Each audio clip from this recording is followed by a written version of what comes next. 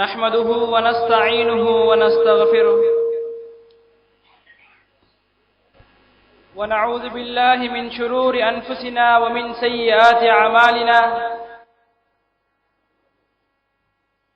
من يهده الله فلا مضل له ومن يضلله فلا هادي له وأشهد أن لا إله إلا الله وأشهد أن محمدا عبده ورسوله أرسله بالحق بشيرا ونذيرا وداعيا إلى الله بإذنه وسراجا منيرا أما بعد فإن أصدق الحديث كتاب الله وأحسن الهدي هدي محمد صلى الله عليه وسلم وشر الأمور محدثاتها وكل محدثة بدعة وكل بدعة ضلالة وكل ضلالة في النار. أعوذ بالله السميع العليم من الشيطان الرجيم من همزه ونفخه ونفثه. وإذا جاءهم من الأمن أو الخوف أذاعوا به ولو ردوه إلى الرسول وإلى أولي الأمر منهم لعلمه الذين يستنبطونه منهم. வானங்கள் பூமியின் அளவு புகழ் உலகத்திலே இருக்கின்ற பல கோடி மனிதர்களில் இந்த உயர்வான சத்தியத்திற்காக மிகவும் தாழ்ந்த எம்மை தேர்ந்தெடுத்த அல்லாஹ் ரப்புல் ஆலமீன் ஒருவனுக்கே சொந்தமானதாகும். சாந்தியும் சமாதானமும் கருணையும் நல்வாழ்த்துக்களும் எம்மை தெளிவானதோர் வெள்ளை வெளியேற இரவும் பகலை போன்ற ஒரு கலங்கமில்லாத இலட்சியமுள்ள சுவனப்பாதையில் விட்டுச் சென்ற நம் உயிரிலும் மேலான எங்கள் தலைவர் ரசூலுல்லாஹி ஸல்லல்லாஹு அலைஹி வஸல்லம் அவர்கள் மீதும் அன்னவர்கள் விட்டுச் சென்ற அதே வழியிலே வழியடந்து ஈருலகிலும் ஈடேற்றம் அடையக்கூடிய ஆணின் மீதும் பெண்ணின் மீதும் என்றென்றும் நிலவட்டும். اللهم صل على محمد وعلى آل محمد كما صليت على إبراهيم وعلى آل إبراهيم إنك حميد مجيد. اللهم بارك على محمد وعلى آل محمد كما باركت على إبراهيم وعلى آل إبراهيم إنك حميد مجيد. اللهم بلغه منا أفضل الصلوات وأزكى التسليم. எனக்கு தரப்பட்டிருக்கின்ற தலையங்கம் இஸ்லாமும் தலைமைத்துவமும். வெறுமனே தலைமைத்துவம் என்ற தலைப்பு எனக்கு தரப்படவில்லை. அப்படியான ஒரு தலைப்பு அவசியமும் இல்லை. ஏனென்றால் ஏராளமான தலைமைத்துவங்கள் இருக்கின்றன. அதிலும் எதுவும் இஸ்லாமிய தலைமைத்துவமாக எதுவுமே இல்லை. அதற்காக வேண்டி இஸ்லாமும் தலைமைத்துவமும் என்ற தலைப்பு எனக்கு தரப்பட்டிருக்கிறது. முதலில் அது தலைமைத்துவமாக இருக்க வேண்டும். இரண்டாவது இஸ்லாம் சொல்லுகின்ற தலைமைத்துவமாக இருக்க வேண்டும். அப்படி இருந்தால்தான் அது அல்லாஹ்வினாலும் அல்லாஹ்வின் தூதர் ஸல்லல்லாஹு அலைஹி வஸல்லம் அவர்களினாலும் அங்கீகரிக்கப்பட்ட தலைமைத்துவமாக ஆக முடியும். இந்த என் உரைக்கு முன்னால் இந்த ஓசையை தற்போது செவியேற்கின்ற ஒவ்வொருவரிடத்திலும் இதன் பின்னர் காலங்கடந்தாவது இந்த ஓசையை யாராவது செய்யமெடுத்தால் அந்த ஒவ்வொரு வருடமும் எனது பணிவான வேண்டுகோள் என்னவென்றால் ஆத்திரத்தோடும் அனுதாபத்தோடும் இந்த வஹீயின் வரிகளை நீங்கள் செவியேற்காதீர்கள். நிதானமாக நீங்கள் செவியேற்று நல்லது எது என்பதை தீர்மானித்து நடைமுறையிலே கொண்டு வாருங்கள். உலகம் எதனை சொன்னாலும், ஊர் எதனை சொன்னாலும், ஏன் நம் சமூகத்திலே இருக்கின்ற உலமாக்கள் எதனை சொன்னாலும், அதனையும் மீறி நமது வாய் எதனை சொன்னாலும் எல்லாவற்றையும் சரிவில்லை என்று நிதானமாக தீர்மானிக்கின்ற ஒரு மனசாட்சி இருக்கிறது. இது ஒவ்வொரு மனிதனுக்கும் இருக்கிறது. இதனை வைத்து ஒவ்வொருவரும் சரி பிழை எது என்பதை தீர்மானித்து நடைமுறைக்கு வாருங்கள்.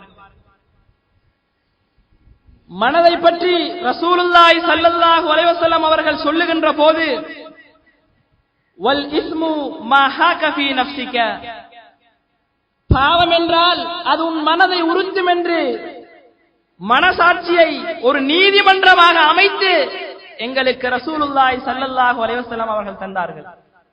ஆகவே சில சந்தர்ப்பத்தில் எதனையாவது நாம் தவறுதலாக சொல்லிவிட்டாலும் இது சரி பிழை என்பதை தீர்மானிக்கக்கூடிய ஒரு மனசாட்சி எங்களுக்கு இருந்து அது உறுத்திக் கொண்டே இருக்கும். அந்த வகையிலே சமூகம் எதனை சொன்னாலும், நமது உலமாக்கள் எதனையும் சொன்னாலும், வஹி எதனை சொல்கிறது என்பதை நிதானமாக நிம்மதியாக சிந்தித்து நடைமுறைக்கு வருவதன் மூலமே ஈருலக வாழ்விலும் வெற்றி இருக்கிறது.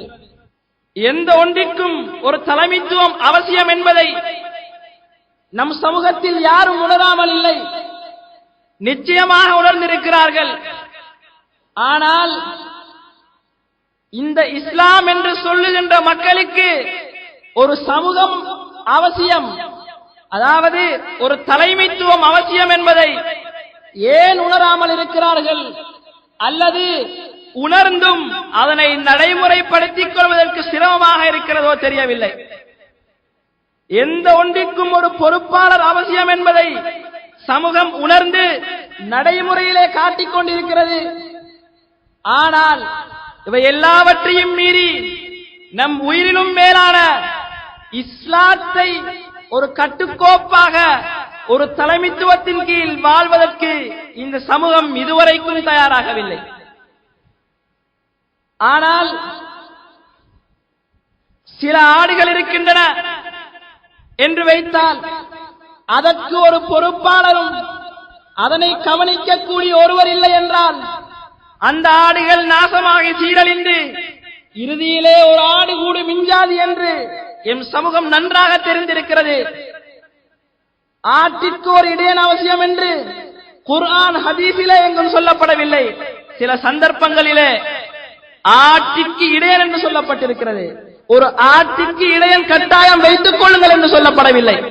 ஆடுகளை பற்றி சொல்லப்பட்டிருக்கிறது, இடையனை பற்றி சொல்லப்பட்டிருக்கிறது. ஆடுகளை கட்டாயம் ஒரு இடையனை வைத்து கவனித்துக் கொள்ளுங்கள் என்று சொல்லப்படவில்லை. ஆனால் எமது மக்கள் உணர்ந்திருக்கிறார்கள், தெரிந்து வைத்திருக்கிறார்கள். ஒன்று ஒருவரிடத்திலே பொறுப்பாக ஒப்படைக்கப்படவில்லை என்றால் நிச்சயமாக அது சீரழிந்து சின்ன பின்னமாகி இறுதியிலே நாசமாகிவிடும் என்பதை யதார்த்தபூர்வமாக எமது மக்கள் உணர்ந்திருக்கிறார்கள்.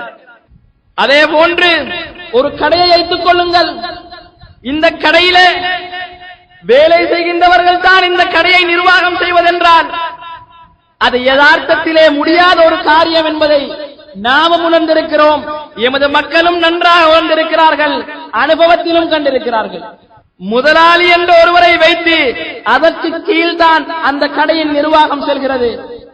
ஆதாரபூர்வமாக என் தலைப்பிற்கு வருவதற்கு முன்னால் அறிவுபூர்வமாக சில விடயங்களை நாங்கள் நடைமுறைப்படுத்துகின்றோம் என்பதை எமது மக்களுக்கு ஞாபகப்படுத்தலாம் என்றுதான் நான் இதனை சொல்லுகின்றேன். மூன்றாவது, ஒரு பாடசாலையை எடுத்துக் கொள்ளுங்கள்.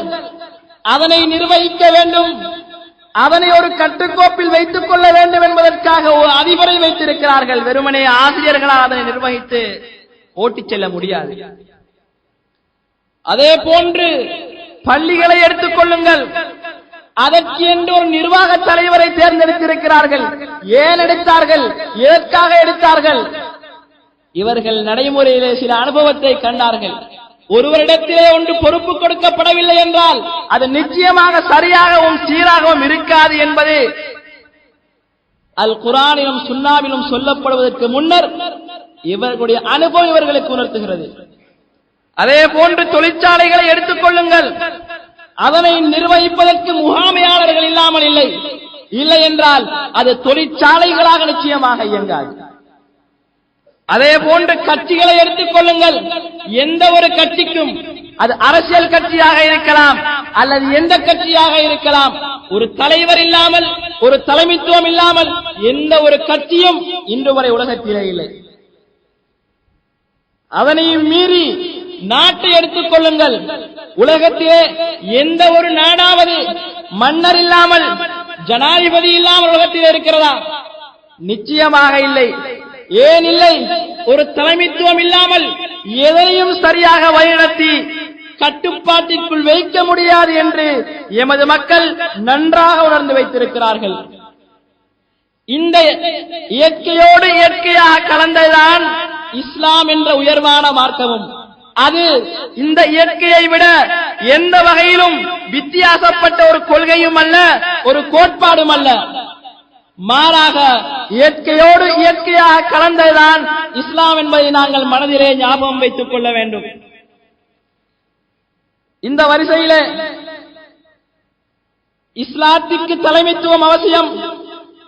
அந்த தலைமைத்துவத்திற்கு குடிமக்கள் கட்டுப்பட வேண்டும் என்ற வகையிலே முதலாவதாக நடந்த வரலாற்றிலே நடந்து முடிந்த ஒரு சில சம்பவங்களை நான் உங்களுக்கு ஞாபகப்படுத்துகின்றேன்.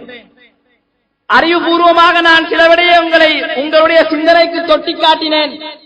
இதன் பின்னர் ஆதாரபூர்வமாக வகையின் வரிகளோடு ஒரு சமூகத்திற்கு ஏன் தலைமைத்துவம் அவசியம், வெறுமனே தலைமைத்துவம் அவசியமா அல்லது இஸ்லாம் சொல்லுகின்ற தலைமைத்துவம் அவசியமா என்பதை பற்றி உங்களுக்கு நான் சொல்ல போகின்றேன். இந்த மண்ணிற்கு அல்லாஹ்வின் தூதுத்துவத்தை சொல்லுவதற்காக வேண்டி காலத்திற்கு காலம், சமூகத்திற்கு சமூகம், நபிமார்கள் அந்த சமூகத்திலிருந்து தேர்ந்தெடுக்கப்பட்டு அனுப்பப்பட்டார்கள். இந்த நபிமார்கள் வந்து உலகத்திலே அல்லாஹ்வின் அந்த கொள்கையை, சத்தியத்தை எத்தி வைக்கின்ற நேரத்திலே எந்த கொள்கையை அவர்கள் சொன்னார்களோ அந்த கொள்கைக்கும் அந்த சத்தியத்திற்கும் இந்த நபிமார்கள் தான் தலைமை தாங்கி இருக்கிறார்கள்.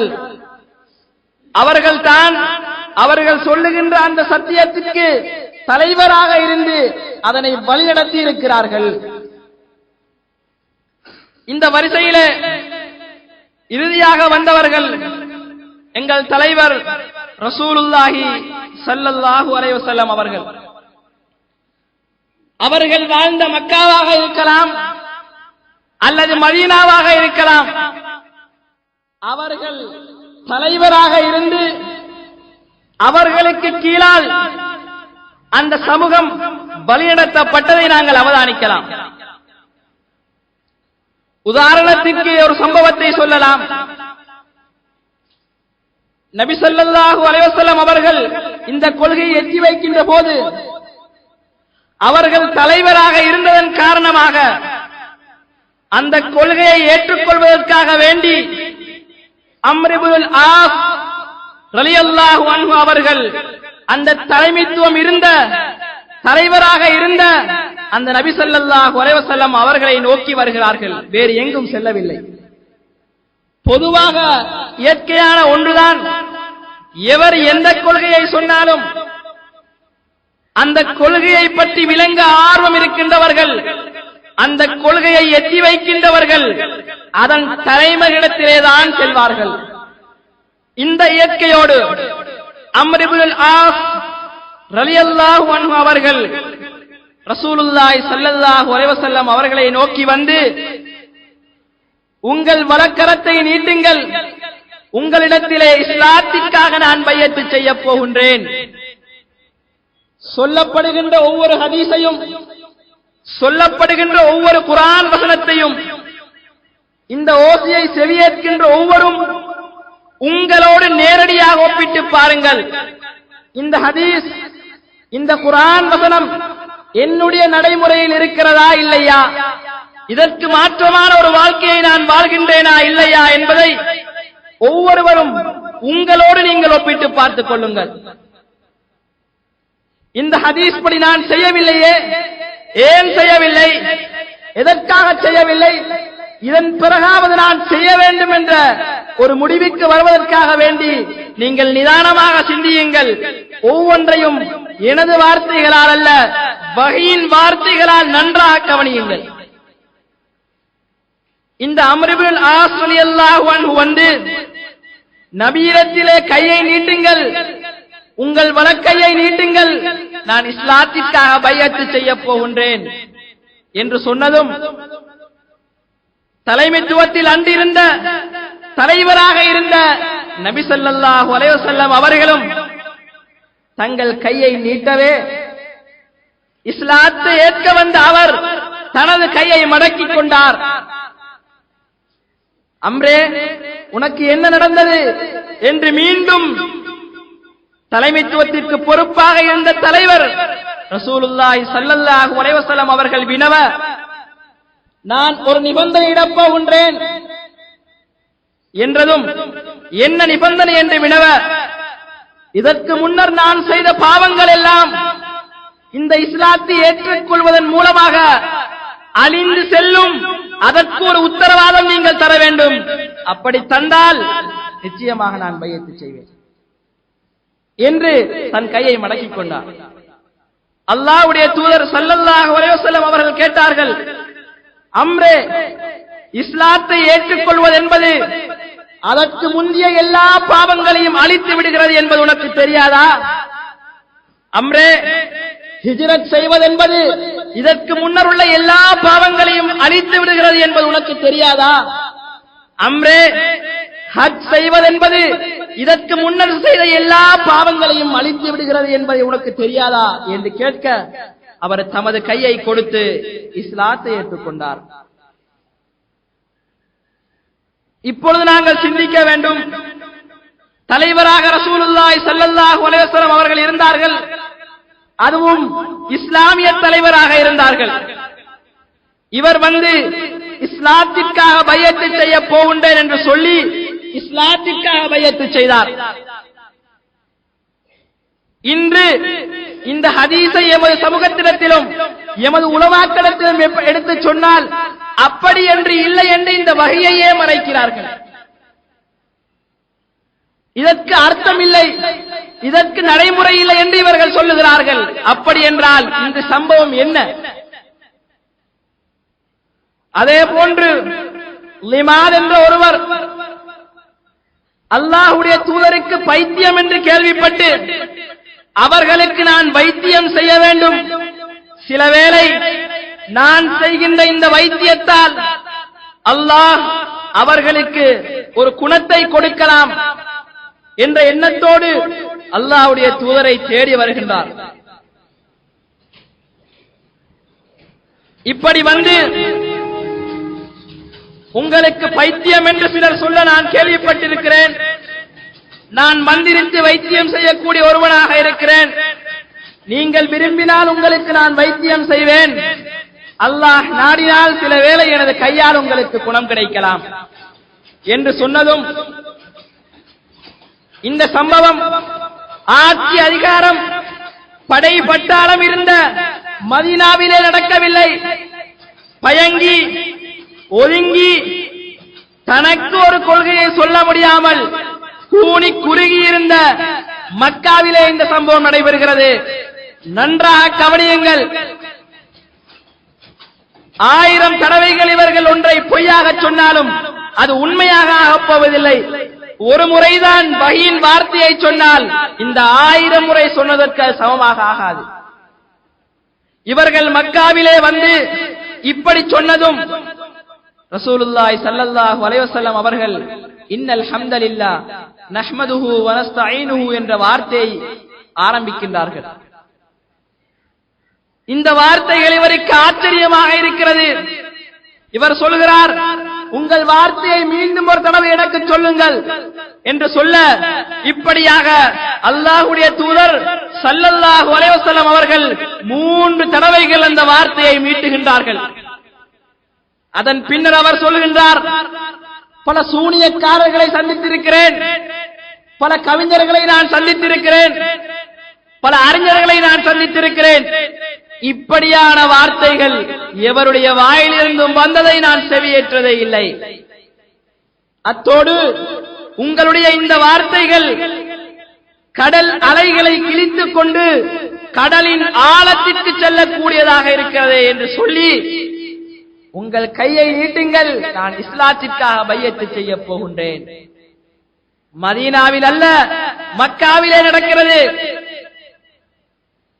நாங்கள் ஒன்றை சொன்னால் ஆதாரம் கேட்பார்கள், ஆதாரம் இல்லாத 1000 அவர்கள் சொல்லுவார்கள். தலைமைத்துவம் வேண்டும், கிலாபத்தில் தான் வேண்டும். கட்டுப்பாடு வேண்டும், கிலாபத்தில் தான் வேண்டும். ஒரு அமீர் இருக்க வேண்டுமே, இப்பொழுது முடியாது, கிலாபத்தில் தான். அவர்கள் 1000க்கு மேலும் சொல்லுவார்கள், ஆதாரம் தேவையில்லை. நாங்கள் ஒன்றை சொன்னால் ஆதாரத்தை கேட்பார்கள். ஆதாரம் இருந்தாலும் ஏற்றுக்கொள்வார்களா? நிச்சயமாக ஏற்றுக்கொள்ள மாட்டார்கள். இப்படி இந்த லிமாத் என்பவர் இஸ்லாத்தை ஏற்றுவிட்டு செல்கிறார். இதுல இன்னொன்றையும் நாங்கள் கவனிக்க வேண்டும். இஸ்லாம் என்று ஒன்று இருக்கிறது, இப்படி ஒரு நபி வந்திருக்கிறார், இப்படி ஒரு கொள்கை இருக்கிறது என்ற நல்ல செய்தி அவருக்கு செல்லவில்லை. அவருக்கு அந்த நபியை பற்றி சென்றது ஒரு பொய் பிரச்சாரம் தான் அங்கு நடந்தது. இதிலிருந்து நாம் விளங்கக்கூடிய இன்னொன்று என்ன தெரியுமா? சத்தியம் என்று இந்த பூமியிலே சொல்லப்படுகிறதோ அதற்கு எதிராக சதிகள் செய்யப்படும், அதற்கு எதிரான பிரச்சாரங்கள் நிச்சயமாக செய்யப்படும். எதிர் பிரச்சாரங்களால் சத்தியம் வளருவது என்பதை இந்த எதிரிகள் அறிந்திருக்க வாய்ப்பில்லை. சத்தியம் 2 வகையிலே வளர்கின்றது. ஒன்று அதன் தூய்மையான பிரச்சாரத்தால், இரண்டாவது அதற்கு எதிராக மக்கள் செய்கின்ற தீய பிரச்சாரத்தாலும் சத்தியம் வளர்வதற்கு வாய்ப்பு இருக்கிறது. எப்படி இந்த லிமாத் ரலியல்லாஹு அன்ஹு அவர்கள் வந்து இஸ்லாத்தை ஏற்றுக்கொண்டார்களோ, இப்படி நபி அவர்களின் மரணம் போக அவர்கள் இருந்த காலத்தில் மதீனாவாக இருந்தாலும் மக்காவாக இருந்தாலும் தலைமைத்துவத்தோடு அந்த சமூகத்தை வழிநடத்தினார்கள். அத்தோடு அவர்கள் நின்றுவிடவில்லை. அவர்களின் மரணத்தின் பின்னர் இந்த சத்தியத்திற்கு 12 கலீஃபாக்கள் தலைமை தாங்குவார்கள் என்று முன்னறிவிப்பு செய்துவிட்டு தான் மரணித்தார்கள். எப்படி சொன்னார்கள்? லா யஸாலுல் இஸ்லாம் அஸீஸன் இலஸ்னை அஷர கலீஃபா. இஸ்லாம் இருக்கிறதே, எனக்கு பின்னால் 12 கலீஃபாக்கள் வரைக்கும் ஒருவர் பின் ஒருவராக ஒவ்வொருவரின் தலைமைத்துவத்தின் கீழ் இதற்கு ஆட்சி நடக்கும் என்று தனது மரணத்தின் பின்னரும் 12 கலீஃபாக்களின் தலைமைத்துவத்தின் கீழ் 12 காலங்கள் நடக்கும் என்று முன்னறிவிப்பு செய்துவிட்டு சென்றார்கள். ஆகவே முதலாவது அறிவுபூர்வமாக பார்த்தோம், எந்த ஒன்றிற்கும் ஒரு பொறுப்பாளர் அவசியம், எந்த ஒரு கட்சிக்கும் தலைமை அவசியம் என்பதை அறிவுபூர்வமாக பார்த்தோம். இரண்டாவதாக ஆதார ரீதியாக எந்த நபியின் முன்மாதிரியாக எடுத்து நாங்கள் வருகிறோமோ அந்த நபியின் முன்மாதிரியையும் அவர்கள் பின்னால் வந்த 12 கலீஃபாக்களுக்கு அவர்கள் முன்னறிவிப்பு செய்த அந்த ஹதீஸையும் நாங்கள் பார்த்தோம். இந்த 12 கலீஃபாக்கள் ஆட்சி செய்தார்களே, என்ன ஆட்சி செய்தார்கள் இவர்கள் செய்தது இஸ்லாமிய ஆட்சி. லா யஸாலுல் இஸ்லாம், இஸ்லாம் இருக்கும் 12 கலீஃபாக்கள் வரைக்கும் அவர்களின் தலைமைத்துவத்தின் கீழ் அது இஸ்லாமிய தலைமைத்துவமாக இயங்கும் என்று மரணத்திற்கு முன்னர் முன்னறிவிப்பு செய்தார்கள். இங்கே நாம் இன்னொன்றையும் கவனிக்க வேண்டும். இந்த 12 கலீஃபாக்களுக்கு, இந்த 12 கலீஃபாக்களும் அரசியல் தலைமைத்துவம் என்று வேறாக ஒன்றை நடத்தவில்லை. இந்த 12 கலீஃபாக்களும் நபி அவர்கள் எந்த தலைமைத்துவத்தை நடத்தினார்களோ அதே தலைமைத்துவத்தை தான் நடத்தினார்கள். அரசியல் என்றால் அது இஸ்லாத்தோடு வேறுபட்ட ஒன்று அல்ல. இஸ்லாம் எது சொல்கிறதோ அதுதான் அரசியல். அரசியல் என்று வேறு ஒன்றும் இல்லை. இஸ்லாம் எந்த வரம்புகளை சொல்கிறதோ எந்த நிபந்தனைகளை இஸ்லாம் சொல்கிறதோ அதுதான் இஸ்லாமிய அரசியல். இன்னும் சொல்ல போனால் முன்னல் வாழ்ந்த நபிமார்களை பற்றி அல்லாஹ்வுடைய தூதர் ஸல்லல்லாஹு அலைஹி வஸல்லம் அவர்கள் சொல்லுகின்ற போது, கானத் பனூ இஸ்ராயீல் தசூசுஹுமுல் அன்பியா, பனூ இஸ்ரவேலர்கள் இருக்கிறார்களே, அவர்களுக்கு வந்த நபிமார்கள் இருக்கின்றார்களே, அந்த நபிமார்கள் தான் அரசியல் செய்தார்கள் என்று மிக தெளிவாக அல்லாஹ்வுடைய தூதர் ஸல்லல்லாஹு அலைஹி வஸல்லம் அவர்கள் சொல்லி இருக்கிறார்கள். இதிலிருந்து நாங்கள் விளங்க வேண்டிய விடயம் என்னவென்றால், எங்களுக்கென்று வேறொரு அரசியல் தலைமை தேவையில்லை, எங்களுக்கென்று வேறொரு இஸ்லாமிய தலைமைத்துவம் தேவையில்லை. எது இஸ்லாமோ, எது இஸ்லாமிய தலைமைத்துவமோ அதுதான் அரசியல், அதுதான் இஸ்லாமிய தலைமைத்துவம். ஆனால் இன்று எமது மக்கள் ஊருக்கு ஒரு தலைவருக்கு கட்டுப்பட்டு, கொள்கை என்று அவர்கள் எதனை நம்பி இருக்கிறார்களோ அவர்களுக்கு ஒரு தலைவர், அரசியல் என்று வருகின்ற போது அதற்கு இன்னொரு தலைவர், இப்படி ஒரு வகையாக சிக்கி தவித்திருக்கிறார்கள். என்ன காரணம் தெரியுமா? இந்த எல்லா தலைமைகளும் இஸ்லாமிய தலைமைகளாக இல்லை. ஆகவே இஸ்லாம் எந்த அளவு தலைமைத்துவத்திற்கு ஒரு முக்கியத்துவம் கொடுக்கிறது, எந்த அளவு தலைமைத்துவம் அவசியம் என்பதை ஒரு சில வகையின் வரிகளால் உங்களுக்கு நான் ஞாபகப்படுத்துகின்றேன். முதலாவது ஒரு வசனம், நாங்கள் அனைவரும் தெரிந்த அறிந்த ஒரு வசனம், யா அய்யுஹல்லதீன ஆமனு, ஈமான் கொண்டவர்களே, அத்தீஉல்லாஹ், அல்லாஹ்வுக்கு கட்டுப்படுங்கள், வ அத்தீஉர் ரசூல், தூதருக்கும் கட்டுப்படுங்கள், வ உலில் அம்ரி மின்கும், உங்களிலே இருக்கின்ற ஒரு அதிகாரிக்கும் நீங்கள் கட்டுப்படுங்கள். உங்களுடைய தலைமைத்துவத்திற்கு பொறுப்பாக இருக்கின்ற அந்த அமீருக்கும் நீங்கள் கட்டுப்படுங்கள் என்றால் தலைமைத்துவமே இல்லை, எப்படி கட்டுப்படுவது? இந்த வசனத்தை செவியேற்கின்ற ஒவ்வொருவரும் சிந்திக்க வேண்டும். நான் அல்லாஹ்வுக்கு கட்டுப்படுகிறேனா? நான் அல்லாஹ்வுடைய தூதருக்கு கட்டுப்படுகிறேனா? அல்லாஹ்வுடைய தூதர் கட்டுப்படுங்கள் என்று சொன்ன ஒரு இஸ்லாமிய தலைமைத்துவம் எனக்கு இருக்கிறதா? இல்லை என்றால் தலைமைத்துவம் என்று ஒன்று இருக்கிறதா? அது இஸ்லாமிய தலைமைத்துவமா? அதற்கு நான் கட்டுப்பட வேண்டுமா இல்லையா என்பதை இதன் பின்னராவது சிந்திக்க வேண்டும். ஆகவே இதில் ஒரு தலைமைத்துவத்திற்கு முக்கியத்துவம் கொடுக்கப்படுகிறது.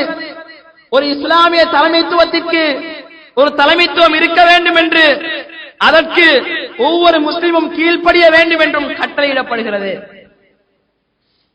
வெறுமனே சில நாடுகளிலே இருக்கின்ற பொம்மையாக இருக்கின்ற ஜனாதிபதிகள், பிரதமர்கள் போன்று அல்ல. இஸ்லாமிய தலைமைத்துவம் என்றால் வ உலில் அம்ரி மின்கும், அவர்களுக்கு நீங்கள் கீழ்ப்படிய வேண்டும்.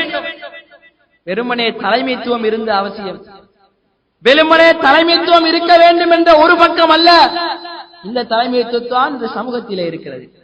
தலைமைத்துவமும் இருக்க வேண்டும். வ உலில் அம்ரி மின்கும், உங்களிலே இருக்கின்ற அந்த தலைவருக்கு நீங்கள் கீழ்ப்படிய வேண்டும். தலைமைத்துவங்கள் ஏராளமாக இருக்கின்றன, கீழ்ப்படிவதற்கு யாருமே தயாரில்லை.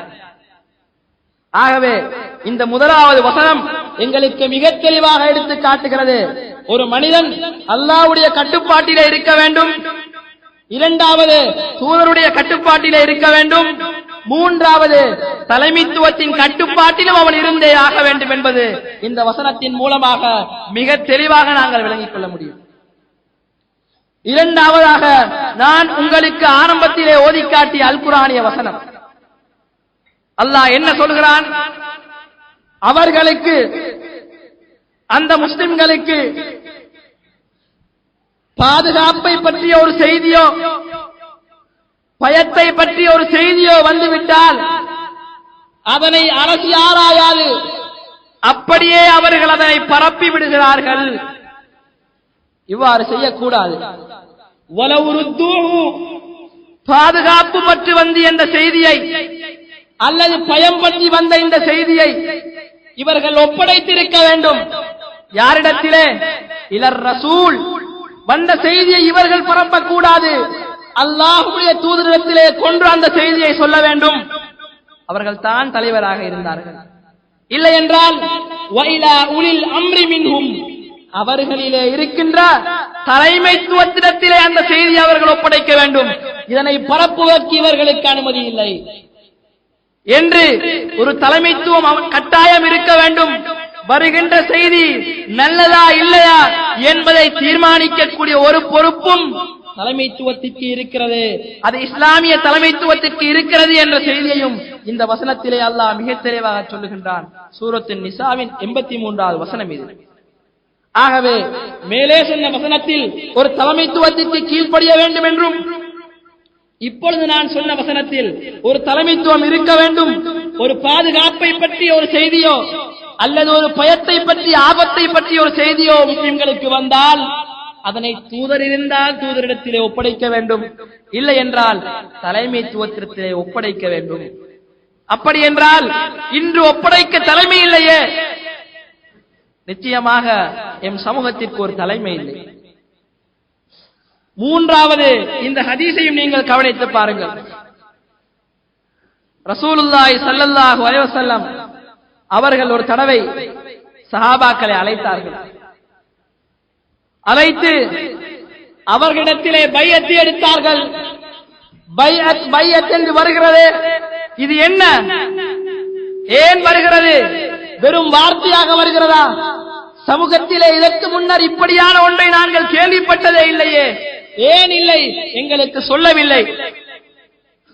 இப்பொழுது நாங்கள் சொல்லுகின்ற போதும் அப்படி என்று ஒன்று இல்லை என்று மறுப்புகிறார்களே, மறைக்கிறார்களே, ஏன் மறைக்கிறார்கள்? மறைத்தால் இதற்கு என்ன அர்த்தம்? இதற்கென்று ஒரு அர்த்தம் இல்லையா? அல்லாஹ்வுடைய வஹி வெறும் வீணான ஒரு வஹியா, அல்லது தூதருடைய ஒரு வார்த்தை வீணான வார்த்தையா? இல்லை, அல்லாஹ்வுடைய வார்த்தை இருக்கிறதே அது பிரயோசனமான வார்த்தைகள். அல்லாஹ்வுடைய வார்த்தைகள் இருக்கிறதே அதனை சொல்லி முடிக்க முடியாது. அல்லாஹ்வே சொல்லுகின்றான், உலகத்திலே இருக்கின்ற கடல்களை மையாக ஆக்கி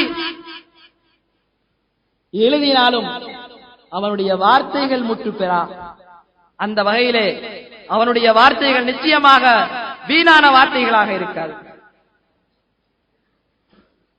ஒரு தடவை ரசூலுல்லாஹி ஸல்லல்லாஹு அலைஹி வஸல்லம் அவர்கள் சஹாபாக்களை அழைத்து பைஅத் எடுத்தார்கள். நன்றாக கவனித்து பாருங்கள். ஃபகான ஃபீமா அஹத அலைனா, நபித்தோழர்கள் சொல்லுகிறார்கள், எங்களிடத்திலே எப்படி பைஅத் எடுத்தார்கள் தெரியுமா? அல ஸம்இ வத்தாஆ, ஒரு தலைவருக்கு செய்மடுக்க வேண்டும். வெறுமனே ஒரு காதால் கேட்டு இன்னொரு காதால் அதனை புறந்தள்ள முடியாது. வத்தாஆ, செவியேற்றலை நடைமுறையிலே கொண்டு வர வேண்டும். ஃபீ மன்சத்தினா, எமக்கு அது வெறுப்பாக இருக்கலாம், விருப்பமாக இருக்கலாம். வமக்ரஹினா, எங்களுக்கு அது வெறுப்பாக இருக்கலாம். வயுஸ்ரினா வஉஸ்ரினா வயுஸ்ரினா, விருப்பமான லாபமாக இருக்கலாம், நஷ்டமாக இருக்கலாம், லேசானதாக இருக்கலாம், கஷ்டமானதாக இருக்கலாம். இந்த எல்லாவற்றிலும் ஒரு அமீருக்கு செவியேற்று கட்டுப்பட வேண்டும் என்று பைஅத் எடுத்தார்கள். அத்தோடு வஅல்லா நுனாஸிஅல் அம்ர அஹ்லஹு, தலைமைத்துவத்தை உடையவர்களோடு தர்க்கித்து நீங்கள் சண்டையிடக் கூடாது என்றும் எங்களிடத்திலே பைஅத் எடுத்தார்கள். இல்லா அன் தரவ் குஃப்ரன் பவாகன், ஒரு சந்தர்ப்பத்திலே தலைமைத்துவத்தோடு நீங்கள் சண்டையிடலாம், ஒரு சந்தர்ப்பத்திலே அவர்களோடு நீங்கள் தர்க்கிக்கலாம். என்ன சந்தர்ப்பம் தெரியுமா? இல்லா அன் தரவ் குஃப்ரன் பவாகன், ஒரு தெளிவான இறை நிராகரிப்பை நீங்கள் தலைமைத்துவத்திலே கண்டால் அப்பொழுது நீங்கள் தர்க்கித்துக் கொள்ளலாம்.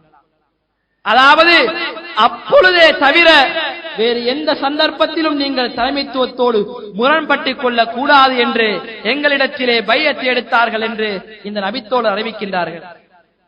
இந்த ஹதீஸிலிருந்து எங்களுக்கு இன்னொன்று விளங்குகிறது. அதாவது ஒரு தலைமைத்துவம் கட்டாயம் இருக்க வேண்டும். வெறுமனே அது பொம்மையாக இருக்க முடியாது. அது இடுகின்ற கட்டளை விருப்பாக இருந்தாலும் வெறுப்பாக இருந்தாலும் லாபமாக இருந்தாலும் நஷ்டமாக இருந்தாலும் இன்னொரு வார்த்தை வருகிறது, வாசரத்தின் அலைனா, எங்களை விட மற்றவர்களுக்கு முன்னுரிமை வழங்கப்படுகிறது. எனக்கு வர வேண்டிய ஒன்று, எனக்கு கிடைக்க வேண்டிய ஒன்று எனக்கு கிடைக்காமல் இன்னொருவருக்கு கொடுக்கப்படுகிறது. அப்பொழுதும் நான் செய்யுமடுத்து கட்டுப்பட வேண்டும். அந்த சந்தர்ப்பத்திலும் அந்த தலைமைத்துவத்தோடு அந்த அமீரோடு எதனையும் செய்யக்கூடாது என்று எங்களிடத்திலே பையத்து எடுத்தார்கள். தலைமைத்துவம் அவசியமில்லை என்றால் ஏன் எடுத்தார்கள்? எதற்காக எடுத்தார்கள்? நிச்சயமாக தலைமைத்துவம் அவசியம் என்பது ஒரு பக்கம் இருக்க, அதற்கு ஒரு முஸ்லிம் எந்த சந்தர்ப்பத்திலும் தலைகுனிய வேண்டும் என்பது இதிலிருந்து விளங்குகின்ற இரண்டாவது முக்கியமான விடயம். அத்தோடு தலைமைத்துவ விடயத்தில் ஒரு சந்தர்ப்பத்தில் மட்டும்தான் அந்த தலைமைகளோடு கதைத்து பேசி முரண்படுவதற்கு அனுமதி வழங்கினார்கள். அவர்களிலே தெளிவான ஒரு குஃப்ர் இருக்க வேண்டும். குஃப்ர் என்றால் நானும் நீங்களும் முடிவெடுத்த குஃப்ர் என்று ஒன்று இருந்தால் அதுவல்ல. குஃப்ரன் பவாஹன், தெளிவான ஒரு குஃப்ர் இருக்க வேண்டும். அப்பொழுதுதான் நீங்கள் அவரோடு கதைக்கலாம். அவருடைய அதிகாரம் விஷயமாக, தலைமைத்துவம் விஷயமாக கதைக்கலாம். இந்தக்கும் மினல்லாஹி ஃபீஹி புர்ஹான், இது தெளிவான குஃப்ர் என்று அல்லாஹ்விடத்திலிருந்து ஒரு ஆதாரமும் உங்களிடத்திலே இருக்க வேண்டும். அமீரிலே ஒரு குஃப்ரை நீங்கள் காணுகிறீர்கள், அது குஃப்ர் என்பதற்கு அல்லாஹ்விடம் இருந்து வந்த ஒரு ஆதாரம் இருக்க வேண்டும். இல்லை என்றால் அது குஃப்ராக ஆகாது. எப்படி? அமீர் தொழுகிறார், இல்லை தொழுகையை விட்டு விடுகிறார். ஹதீஸிலே வருகிறது, மன் தரக்க ஸலாத ஃபகத் கஃபர், தொழுகையை விட்டவன் காஃபிராகி விட்டார். இந்த குஃப்ரிற்கு ஆதாரம் இருக்கிறது, அல்லாஹ்விடம் இருந்து வந்த ஆதாரம் இருக்கிறது. அதே போன்று தெளிவான ஆதாரமுள்ள ஒரு குஃப்ரை செய்தாரே அன்றி தலைமைத்துவத்தோடு, தலைமைகளோடு, அமீரோடு, இமாமோடு எந்த வகையிலும் முரண்படக்கூடாது என்பதை சஹீஹ் முஸ்லிமிலே வருகின்ற இந்த ஹதீஸ் எங்களுக்கு உணர்த்துகின்ற அதேவேளை ஒரு தலைமைத்துவம் கட்டாயம் ஒரு சமூகத்தில் இருக்க வேண்டும் என்பதையும் ரசூலுல்லாஹி ஸல்லல்லாஹு அலைஹி வஸல்லம் அவர்கள் உணர்த்துகின்றார்கள். அதே போன்று இன்னொரு சந்தர்ப்பத்திலே அல்லாஹ்வுடைய தூதர் அவர்கள் ஒரு பிரார்த்தனை செய்தார்கள். அது என்ன பிரார்த்தனை தெரியுமா? இந்த சம்பவம் சஹீஹ் முஸ்லிமிலே பதிவு செய்யப்பட்டிருக்கிறது. அல்லாஹ்விடத்திலே கையேந்தினார்கள். அல்லாஹும்ம யா அல்லாஹ், மன் வலிய மின் அம்ரி உம்மதி, இந்த சமூகத்தின் தலைமைத்துவ பொறுப்பை யாராவது எடுத்து ஃபஷக்க அலைஹிம், அந்த குடிமக்களுக்கு சிரமம் கொடுத்தால் ஃபஷ்குக அலைஹி, நீ அந்த அமீருக்கு சிரமத்தை கொடுப்பாயாக. வமன் வலிய மின் அம்ரி உம்மதி, என்னுடைய இந்த சமூகத்தின் தலைமை பொறுப்பை யாராவது எடுத்து ஃபரஃபக பிஹிம், அவர்களோடு மென்மையாக நடந்து கொண்டால் ஃபர்ஃபுக் பிஹி, அந்த அமீரோடு நீயும் யா அல்லாஹ் மென்மையாக நடந்து கொள்வாயாக. ஒரு தலைமைத்துவம் குடிமக்களுக்கு கஷ்டம் கொடுக்கலாம் அல்லது மென்மைப்படுத்தலாம். எது நடந்தாலும் ஒரு தலைமைத்துவம் முதலிலே இருக்க வேண்டும் என்பதை இந்த ஹதீஸிலிருந்து நாங்கள் விளங்கிக் கொள்கின்றோம். ஒரு தலைமைத்துவம் இருக்கிறது, குடிமக்களுக்கு கஷ்டம் கொடுக்கிறது என்றால் அந்த தலைமைத்துவத்தை விட்டு ஓட அனுமதி இல்லை. இலகுபடுத்தினாலும் அந்த தலைமைத்துவத்தோடு தான் இருக்க வேண்டும், கஷ்டத்தை கொடுத்தாலும் அந்த தலைமைத்துவத்தோடு தான் இருக்க வேண்டும். இந்த ஹதீஸிலிருந்து உங்களுக்கு நான் அதனை உணர்த்த வருகிறேன் என்றால், சமூகத்திற்கு ஒரு தலைமை அவசியம் என்பதை இந்த சந்தர்ப்பத்திலே அல்லாஹ்விடத்திலே கையேந்தி நபி அவர்கள் சொல்லுகின்றார்கள். ஆகவே ஒரு தலைமைத்துவம் அவசியம் என்பதை இந்த நான்காவது ஆதாரத்தின் மூலமாகவும் நாங்கள் விளங்கிக் கொள்ளலாம். இன்னொன்றையும் நாங்கள் விளங்கிக் கொள்ள வேண்டும். ஒருவர் தாடியை வெட்டுகிறார், அமீர் இவருக்கு வளர்க்குமாறு சொல்லுகிறார். இப்பொழுது இவர் நினைக்க கூடாது அமீர் எனக்கு கஷ்டம் கொடுக்கிறார் என்று, அமீர் சிரமப்படுத்துகிறார் என்று இவர் நினைக்க கூடாது. ஒருவர் கரண்டைக்கு கீழ் ஆடை அணிகிறார், இதனை உயர்த்துமாறு அல்லது அதனை வெட்டி அணியுமாறு அமீர் ஒரு கட்டளையிடுகிறார். இது கஷ்டம் கொடுப்பதாக இல்லை, இது இஸ்லாம் ஏற்கனவே சொன்ன வழிமுறைகள். கரண்டைக்கு மேல் அணிய வேண்டும் என்பது அமீருடைய கட்டளை அல்ல, தாடியை வெட்டக்கூடாது என்பது அமீரின் கட்டளை அல்ல. அதனை அமீர் சொல்வதால் அமீர் கஷ்டப்படுத்துகிறார் என்று நாங்கள் நினைக்கக்கூடாது. ஆகவே ஒவ்வொரு அமீர்மார்களும் குர்ஆன் ஹதீஸில் என்ன வரம்பு வந்திருக்கிறதோ அதனை அவர்கள் அந்த குடிமக்களுக்கு சொல்ல வேண்டும். அது அல்லாத விடயங்களில் அவர்களை சிரமப்படுத்தக்கூடாது, இலகு என்று ஒன்றுக்கு இஸ்லாம் அனுமதி கொடுத்திருக்க இன்னொன்றிற்கு அவர்களை கஷ்டப்படுத்தக்கூடாது. ஆகவே இந்த ஹதீஸிலிருந்தும் நிச்சயமாக எது நடந்தாலும் கட்டுப்பட வேண்டும், முக்கியம் ஒரு தலைமைத்துவம் இருக்க வேண்டும் என்பது இந்த 4வது ஹதீஸிலிருந்து எங்களுக்கு மிக தெளிவாக விளங்குகிறது. அதே போன்று 5வது இன்னொரு ஆதாரம், முக்கியமான ஒரு ஆதாரம், இது சஹீஹுல் புகாரியிலே பதிவு செய்யப்பட்டிருக்கிறது. ஒரு அரசன் மரணித்த போது அந்த சமூகம் அந்த அரசனின் இடத்திற்கு பகரமாக அதன் தலைவியாக ஒரு பெண்ணை ஆக்கியது. அந்த சந்தர்ப்பத்திலே ரசூலுல்லாஹி ஸல்லல்லாஹு அலைஹி வஸல்லம் அவர்கள் என்ன சொன்னார்கள் தெரியுமா? லை யுஃப்லிஹ கௌமுன், அந்த சமூகம் வெற்றி பெறாது. வல்லவ் அம்ரஹும் இம்ராத்தன், தங்களுடைய தலைமைத்துவத்தை ஒரு பெண்ணுடைய கையில என்ன சமூகம் ஒப்படைத்ததோ அந்த சமூகம் வெற்றி பெறாது என்று அல்லாஹ்வுடைய தூதர் ஸல்லல்லாஹு அலைஹி வஸல்லம் அவர்கள் சொன்னார்கள். அப்படி என்றால் ஒரு சமூகத்திற்கு தலைமைத்துவம் கட்டாயம் இருக்க வேண்டும், ஒரு ஆணுடைய கையில இருக்க வேண்டும். அப்பொழுதுதான் அது வெற்றியின் இலக்காகிய அந்த சுவனத்தை அடைவதற்கு அதற்கு வாய்ப்பாக இருக்கும். நாங்கள் நினைக்க கூடாது வெற்றி அடையாது என்றால் உலகத்திலே வாக்குகள் மூலமாக அது வெற்றி அடையாது. வெற்றி அடைந்து அல்லாஹ்வின் இலக்கு இருக்கிறதே அதனை அடையாது என்றும் நாங்கள் விளங்கலாம். சிலர் யோசிக்கலாம், சில நாடுகளிலே ஜனாதிபதியாக இருக்கின்றார்கள், அவர்கள் வாக்குகளால் வெற்றி பெற்று ஜனாதிபதியாக வருகிறார்கள் தானே. இஸ்லாம் ஒரு தலைமைத்துவத்தை வலியுறுத்துகிறது. அந்த தலைமைத்துவம் இஸ்லாமிய தலைமைத்துவமாக இருந்தால் ஒரு ஆணிடத்தில் இருக்க வேண்டும். ஒரு ஆணுடைய தலைமைத்துவம் தான் இஸ்லாமிய தலைமைத்துவம், அதுதான் வெற்றிக்கு வழிவகுக்கும் என்று ரசூலுல்லாஹி ஸல்லல்லாஹு அலைஹி வஸல்லம் அவர்கள் மிக தெளிவாக சொன்னார்கள். இந்த 5 ஆதாரத்தில் இருந்தும் ஒரு தலைமைத்துவம் அவசியம், அதுவும் கட்டளையிடக்கூடிய ஒரு தலைமைத்துவம் அவசியம், நடைமுறைப்படுத்தக்கூடிய ஒரு தலைமைத்துவம் அவசியம். இந்த தலைமைத்துவத்திற்கு விருப்பு வெறுப்பிலும் லாப நஷ்டத்திலும் கட்டுப்படுகின்ற முஸ்லிம்களும் அவசியம் என்பதை இந்த 5 ஆதாரங்களும் எங்களுக்கு மிக தெளிவாக எடுத்துச் சொல்கிறது. அதே போன்று ரசூலுல்லாஹி ஸல்லல்லாஹு அலைஹி வஸல்லம் அவர்கள் இன்னொரு ஹதீஸை சொன்னார்கள். இது ஹாக்கிமிலே பதிவு செய்யப்பட்டிருக்கிறது. மிக தெளிவாக சொன்னார்கள், மன் ஃபாரகல் ஜமாஅத, யார் ஜமாத்தை விட்டு பிரிந்து, ஜமாத் என்றால் அதுதான் சுவன பாதையிலே பயணிக்கின்ற ஒரே ஒரு அமைப்பு, பிரிவுகள் அல்ல. அல் ஜமாத்தை விட்டு யாராவது பிரிந்து வஸ்ததல்லல் இமாரத, அந்த ஜமாத்தின் தலைமைத்துவத்தையும் அவர் இழிவுபடுத்துகிறார் என்றால் லகியல்லாஹ, மறுமை நாளிலே ஒரு கோலத்திலே இவர் அல்லாஹ்வை சந்திப்பார். வலா ஹுஜ்ஜத லஹு இந்தல்லாஹ், நான் கட்டுப்பட்டவன் என்று சொல்வதற்கு அவரிடத்தில் எந்த ஒரு ஆதாரமும் இருக்காது. ஜமாத்தை விட்டு பிரிந்து தலைமைத்துவத்தை இழிவுபடுத்துகின்றான். இந்த இரண்டும் பெரும்பாலும் ஒன்றோடு ஒன்று பின்னி பிணைக்கப்பட்ட ஒன்று. பெரும்பாலும் ஒருவன் ஜமாத்தை விட்டு பிரிந்தால் அவன் தலைமைத்துவத்தை இழிவுபடுத்தாமல் இருப்பதில்லை. யதார்த்தத்திலே பார்க்கிறோம், ஜமாத்தை விட்டு பிரிந்தவர்கள் எங்கள் சொந்த கொள்கைக்காக உருவாக்கப்பட்ட ஒரு இயக்கம் அல்ல, இது அல்லாஹ்வின் தூதரால் உருவாக்கப்பட்டது, அல்லாஹ்வுடைய தூதரின் முன்மாதிரியால் உருவாக்கப்பட்டது. இந்த ஜமாத்தை விட்டு யார் பிரிந்து தலைமைத்துவத்தை இழிவுபடுத்துகிறாரோ அவருக்குத்தான் இந்த நிலைமை. அவர் மறுமையிலே அல்லாஹ்விடத்திலே வருவார். தான் கட்டுப்பட்டவன் என்று சொல்வதற்கு எந்த ஆதாரமும் அவரிடத்திலே இல்லை. இந்த உத்தரவாதம் எந்த பிரிவுக்காவது இருக்கிறதா? எந்த பிரிவில் இருந்தாவது பிரிந்து அந்த தலைமைத்துவத்தை ஒருவர் விமர்சித்தால் அல்லது இழிவுபடுத்தினால் மறுமையிலே இந்த கோலத்திலே வருவார் என்ற உத்தரவாதம் எந்த ஒரு இயக்கத்திற்கும் இருக்கிறதா?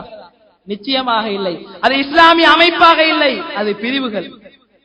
ஹிலாஃபத் இருக்கலாம், இல்லாமல் இருக்கலாம், பிரிவுகள் நிச்சயமாக கூடாது. ஆகவே இந்த ஹதீஸிலே ஜமாத் என்ற ஒரு வாசகம் முன்னாலும் இமாரத் என்ற வாசகம் பின்னாலும் வந்திருக்கிறது. ஆகவே இதிலிருந்து நாங்கள் விளங்க வேண்டிய 2-3 விடயங்கள் இருக்கின்றன. ஒன்று, ஜமாத்தாக இருந்தால் தலைமைத்துவம் நிச்சயமாக இருக்கும். ஜமாத்தை விட்டு பிரிகிறான், தலைமைத்துவத்தை இழிவுபடுத்துகிறான். ஜமாத்துக்கு தலைமைத்துவம் இருக்க வேண்டும். என்பதை இந்த ஹதீஸ் மிக தெளிவாக எடுத்து காட்டுகிறது. இன்னொரு ஹதீஸை இறுதியிலே சொல்லுவேன். தலைமைத்துவம் இல்லை என்றால் அது ஜமாத்தாக இல்லை என்று மிக தெளிவாக சொன்னார்கள். ஆகவே இந்த ஹதீஸ் ஹாக்கிமிலே பதிவு செய்யப்பட்டிருக்கிறது. தலைமைத்துவத்திலிருந்து ஒருவன் பிரிந்து, ஜமாத்திலிருந்து ஒருவன் பிரிந்து தலைமைத்துவத்தை இழிவுபடுத்தினால் நிச்சயமாக அவன் மறுமையிலே அல்லாஹ்விடத்தில் வந்து அல்லாஹ்வை சந்திப்பான். கட்டுப்பட்டவன் என்று சொல்வதற்கு அவனிடத்திலே எந்த ஒரு ஆதாரமும் இருக்காது. முஸ்லிம் என்று சொல்வதற்கு எந்த ஆதாரமும் இருக்காது. ஏன்? ஜமாத்தை விட்டு பிரிந்திருக்கிறான். உயிர் பிரிந்தாலும் ஜமாத்தை விட்டு பிரிய முடியாது. இது 6வது ஆதாரம். 7வது ஒரு ஆதாரம் இருக்கிறது. அதுவும் ரசூலுல்லாஹி ஸல்லல்லாஹு அலைஹி வஸல்லம் அவர்கள் சொன்ன ஒரு ஆதாரம். இந்த ஒவ்வொரு வசனமும் ஒவ்வொரு ஹதீஸும் என்னுடைய வாழ்க்கையிலே இருக்கிறதா என்பதை பாருங்கள். இல்லை என்றால் அப்படிப்பட்ட ஒரு வாழ்க்கையை தேர்ந்தெடுக்க நீங்கள் முயற்சி செய்யுங்கள். உலமாக்களின் கூற்றுகளை நம்பி சதி வலையிலே வீழ்ந்து விடாதீர்கள். மறுமையிலே இவர்கள் வந்து உங்களை காப்பாற்றப் போவதில்லை. அல்லாஹ் சத்தியத்தை தெளிவாக சொல்லிவிட்டான். அதனை உங்களுக்கு நாங்கள் எடுத்துச் சொல்கின்றோம். உங்களை இதிலே வாருங்கள் என்று நிர்பந்திக்கக்கூடிய ஒரு கடமை எங்களுக்கு இல்லை. இருப்பதை இருக்கின்றபடி தெளிவாக எத்தி வைக்க வேண்டும் என்ற ஒரு கடமை மட்டும்தான் எங்களுக்கு இருக்கிறது.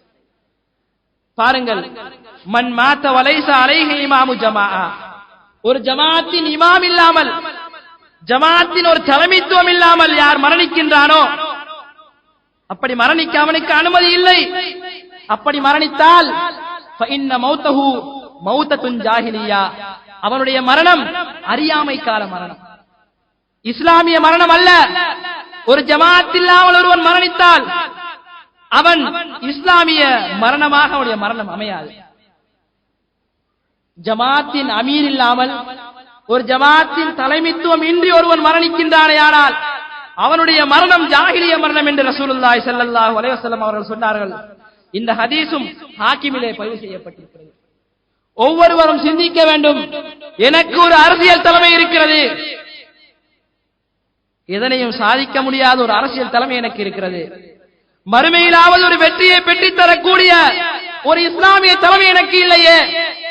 ஒரு தலைமை இல்லாத நிலையிலே நான் மரணித்தால் என்னுடைய மரணம் ஒரு முஸ்லிமின் மரணமாக அமையாது, ஒரு ஜாஹிலியத்தவனின் மரணமாகவே அமையும். அப்படி என்றால் எனது மரணம் இஸ்லாமிய மரணமாக அமைய நான் ஒரு முஸ்லிமாக மரணிக்க வேண்டும் என்றால் மரணிக்கின்ற போது அவனுக்கு ஒரு தலைமைத்துவம் இருக்க வேண்டும். எப்படிப்பட்ட தலைமைத்துவம் என்று சொன்னார்கள் தெரியுமா? இமாமு ஜமாஅத்தின் இயக்கத்தின் தலைமைத்துவம் அல்ல, அல் ஜமாஅத்தின் தலைமைத்துவம் இல்லாமல் மரணித்தால் எத்தனையோ தலைமைத்துவம் இருக்கிறது. அந்த தலைமைத்துவத்தோடு மரணிக்கின்ற விடயம் அல்ல, இஸ்லாமிய தலைமைத்துவத்தோடு, அல் ஜமாஅத்தின் தலைமைத்துவத்தோடு அவன் மரணிக்க வேண்டும். இல்லை என்றால் அவனுடைய மரணம் ஜாஹிலிய மரணம். அதே போன்று 8வது இன்னொரு ஆதாரத்தையும் கவனித்து பாருங்கள். நாங்கள் கவனிக்க வேண்டிய முக்கியமான ஒரு ஹதீஸ். இந்த ஹதீஸ் எங்களுக்கு மிகவும் அவசியப்படுகின்ற ஒரு ஹதீஸ். நபிமார்கள் இருந்தால் தான் கட்டுப்பட வேண்டும். இப்பொழுது நபிமார்கள் இல்லை, ஹலீஃபாக்களுக்கு தான் கட்டுப்பட வேண்டும். ஹலீஃபாக்கள் இல்லை என்று வாதாடுகிறார்களே, இவர்கள் எந்த ஆதாரத்தை சொன்னாலும் ஏற்றுக்கொள்ளப் போவதில்லை. வெறுமனே வாயினால் சொல்லுகின்றார்கள். நபி இருந்தால் ஏற்றுக்கொள்வோம், ஹலீஃபா இருந்தால் ஏற்றுக்கொள்வோம். இது போன்ற ஒரு சமூகம் தான் அன்றும் இருந்தது. சூரியனை சந்திரனை பிளந்து காட்டியும் அவர்கள் ஏற்றுக்கொள்ளவில்லை. அது போன்று இவர்கள் அப்படி இருந்தால் செய்வோம், இப்படி இருந்தால் செய்வோம், அப்படி நடந்தால் செய்வோம், இவர் சொன்னால் செய்வோம் என்று வாய்க்கு வந்த மாதிரி 1000ஐயும் சொல்லுவார்கள். அவர்கள் சொல்வதற்கு அவர்களுடைய வாய் அடைக்கக்கூடிய ஒரு ஹதீஸ் தான் இந்த ஹதீஸ். ரசூலுல்லாஹி ஸல்லல்லாஹு அலைஹி வஸல்லம் அவர்கள் சொன்னார்கள், அதீஉ உமராக்கும், உங்கள் தலைமைத்துவத்துக்கு நீங்கள் கட்டுப்படுங்கள், உங்கள் அமீர்மார்களுக்கு நீங்கள் கட்டுப்படுங்கள். மஹுமா கான, அவர்கள் எப்படி இருந்தாலும் சரி. குர்ஆன் ஹதீஸை கொண்டு அவர்கள் வழிநடத்த வேண்டும். அவர்களுக்கு நீங்கள் கட்டுப்படுங்கள். ஃபைன் அமரூக்கும் பிஷைஇன் மிம்மா ஜீதுக்கும் பிஹி, நான் கொண்டு வந்ததிலிருந்து எதையாவது உங்களுக்கு அவர்கள் ஏவினால் அதற்கு நீங்கள் கட்டுப்படுங்கள். فإنهم يؤجرون عليه அதற்கு அவர்களுக்கு கூலி கிடைக்கிறது وتؤجرون عليه அதற்கு உங்களுக்கும் கூலி இருக்கிறது. நான் கொண்டு வந்ததிலிருந்து உங்களுக்கு அவர்கள் ஏவினால் அதற்கு நீங்கள் கட்டுப்படுங்கள் என்றால், கொண்டு வராதவற்றை, இஸ்லாம் அனுமதிக்காதவற்றை, பாவமான காரியத்தை அமீர் ஏவினால் அதற்கு கட்டுப்பட முடியாது. இஸ்லாம் எந்த ஒன்றிற்கும் வரம்பை வைத்திருக்கிறது, எந்த ஒன்றிற்கும் ஒரு எல்லையை இஸ்லாம் வைத்திருக்கிறது. இந்த வகையிலே அல்லாஹ்வுடைய தூதர் ஸல்லல்லாஹு அலைஹி வஸல்லம் அவர்கள் சொன்னார்கள், அமீருக்கு நீங்கள் கட்டுப்படுங்கள், அவர்கள் நான் கொண்டு வந்ததில் எதனையும் உங்களுக்கு ஏவினால் அதற்குரிய கூலி அவர்களுக்கும் கிடைக்கும், அதற்கு கட்டுப்பட்ட கூலி உங்களுக்கும் கிடைக்கும் என்று ஒரு தலைமைத்துவத்திற்கு நபி அவர்கள், அதாவது ஒரு தலைமைத்துவத்திற்கு கட்டுப்படுமாறு சொன்னார்கள். அதன் பிறகு நபி ஸல்லல்லாஹு அலைஹி வஸல்லம் அவர்கள் சொன்னார்கள், ذَلِكُمْ இது بِأَنَّكُمْ إِذَا لَقِيتُمْ رَبَّكُمْ நீங்கள் கட்டுப்பட்டு நடந்தால் மறுமையிலே உங்களுடைய ரப்பை நீங்கள் சந்திப்பீர்கள். அந்த சந்தர்ப்பத்திலே நீங்கள் சொல்லுவீர்கள், ரப்பனா, எங்களுடைய ரப்பே, லா துல்ம், எங்களுக்கு அநியாயம் செய்து விடாதே யா அல்லாஹ் என்று சொல்லுகின்ற போது ரப்ப அல்லாஹ் சொல்லுவான், லா துல்ம், உங்களுக்கு அநியாயம் இல்லை, உங்களுக்கு அநியாயம் இழைக்கப்பட மாட்டாது இங்கு என்று சொன்னதும் அமீருக்கு கட்டுப்பட்ட இவர்கள் சொல்லுவார்கள், ஃபயகூலூன ரப்பனா, எங்களுடைய ரப்பே, அர்சல்னா இலைனா ருசுலன், எங்களுக்கு நீ தூதர்களை அனுப்பினாய், ஃபஅதானாஹும், அவர்களின் தலைமைத்துவத்திற்கு நாங்கள் கட்டுப்பட்டோம். அதன் பின்னர் வஸ்தக்லஃப்த அலைனா குலஃபா, எங்களுக்கு தலைமைத்துவத்திற்கு நபிமார்களுக்கு பின்னால் நீ கலீஃபாக்களை நியமித்தாய், அவர்களுக்கும் நாங்கள் மாறு செய்யவில்லை. ஃபஅதானாஹும், அவர்களுக்கும் நாங்கள் கட்டுப்பட்டோம். அதன் பின்னர் வஅம்மர்த அலைனா உமரா, எங்களுக்கு நீ அமீர்மார்களை நியமித்தாய், ஃபஅதானாஹும், அவர்களுக்கும் நாங்கள் வழிபட்டோம், எங்களுக்கு நீ அநியாயம் செய்து விடாதே என்று அல்லாஹ்விடத்திலே சொல்லுகின்ற போது ஃபயகூல், அல்லாஹ் சொல்லுவான், சதத்தும், நீங்கள் உண்மையை சொல்லிவிட்டீர்கள். இந்த ஹதீஸ் சஹீஹான ஹதீஸ் தபரானியிலே பதிவு செய்யப்பட்டிருக்கிறது. இந்த ஹதீஸிலே பாருங்கள், தூதருடைய தலைமைத்துவத்தை பற்றி சொல்லி இருக்கிறார்கள், கலீஃபாக்களின் தலைமைத்துவத்தை பற்றி சொல்லி இருக்கிறார்கள், அமீர்மார்களின் தலைமைத்துவத்தை பற்றி சொல்லி இருக்கிறார்கள். இந்த மூன்றும் இஸ்லாமிய தலைமைத்துவங்கள். இந்த தலைமைத்துவம் நிச்சயமாக இருக்க வேண்டும். ஒன்று தூதரின் தலைமைத்துவமாக இருக்க வேண்டும், அதற்கு கட்டுப்பட வேண்டும். இல்லை என்றால் குலபாக்களின் தலைமைத்துவமாக இருந்தால் அதற்கு கட்டுப்பட வேண்டும். அதன் பின்னர் மூன்றாவது வார்த்தை வருகிறது, எங்களுக்கு நீ அமீர்மார்களை நியமித்தாய், அவர்களுக்கும் நாங்கள் அடிபணிந்தோம். ஆட்சி ஆட்சி இல்லை, ஹிலாபத் இல்லை என்ற எந்த வாசகமும் இல்லை. நபிமார்களை அனுப்பினாய், தலை குனிந்தோம். கலீஃபாக்களை நியமித்தாய், தலை குனிந்தோம். அமீர்மார்களை அனுப்பினாய், அதற்கும் கட்டுப்பட்டோம் என்று மிக தெளிவாக இந்த ஹதீஸிலே பதிவு செய்யப்பட்டிருக்கிறது. ஆகவே யாருடைய தலைமைத்துவமாக இருந்தாலும் அது இஸ்லாமிய தலைமைத்துவம் என்பதால், அல்லாஹ்வும் ரசூலும் சொன்ன தலைமைத்துவமா என்பதால் அதற்கு ஒவ்வொரு முஸ்லிமும் கட்டுப்பட வேண்டும். ஆகவே இந்த 8வது ஆதாரத்திலும் தலைமைத்துவம் நிச்சயமாக அவசியம். அந்த தலைமைத்துவ பொறுப்பு நபியின் கையில் இருந்தாலும் சரி, கலீஃபாக்களின் கையில் இருந்தாலும் சரி, அமீரின் கையில் இருந்தாலும் சரி, தலைமைத்துவம் யாரிடம் இருந்தாலும் அதற்கு நாங்கள் கட்டுப்பட வேண்டும் என்பதை இந்த 8வது ஹதீஸ் மிக தெளிவாக சொல்கிறது. இந்த ஹதீஸை வைத்து ஒவ்வொரு மனிதனும் சிந்திக்க வேண்டும். எனக்கு ஒரு நபியின் வாழ்க்கை இருக்கிறதா? நபிக்கு நான் கட்டுப்படுகிறேனா? ஒரு கலீஃபாவுக்கு கட்டுப்படுகிறேனா? அல்லது ஒரு அமீருக்காவது நான் கட்டுப்படுகின்றேனா என்பதை ஒவ்வொரு மனிதனும் நன்றாக சிந்தித்து இஸ்லாம் எந்த தலைமைத்துவத்தை சொல்கிறதோ அந்த தலைமைத்துவத்துடன் வாழ வேண்டும். இல்லை என்றால் அது ஜாஹிலிய மரணம், அறியாமைக்கான மரணம். அந்த மரணம் இஸ்லாமிய மரணமாக ஆகாது. அத்தோடு இறுதியாக 9வது ஒரு ஆதாரம், நாங்கள் எல்லோரும் அடிக்கடி எல்லா சந்தர்ப்பங்களும் செவியேற்கின்ற ஹுதைஃபா ரலியல்லாஹு அன்ஹு அவர்களின் ஹதீஸ் தான் அந்த இறுதி ஹதீஸ். சிலர் கேட்கலாம், இவருக்கு ஏன் தேவையில்லாத கேள்வி? ஒன்றை சொன்னால் அதனை கேட்டுவிட்டு இவர் சென்றிருக்கலாமே.